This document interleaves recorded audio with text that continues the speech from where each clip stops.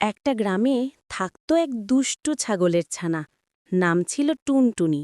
ওর স্বভাবই ছিল ঝামেলা করা। কারো বাগানে ঢুকে ফুল খেত, কখনো কাকাকে ধাক্কা দিয়ে ফেলে দিত। অন্যদিকে একই গ্রামে থাকত এক চালাক বিড়াল, নাম মিউ মিউ। সে সারাদিন রোদ পোহাত আর ইঁদুরের পিছনে দৌড়াত। একদিন ছাগলের ছানা ভাবল, আজ মজা করা যাক। সে আস্তে আস্তে বিড়ালের ঘুমের জায়গায় গিয়ে তার লেজ কামড়ে দিল।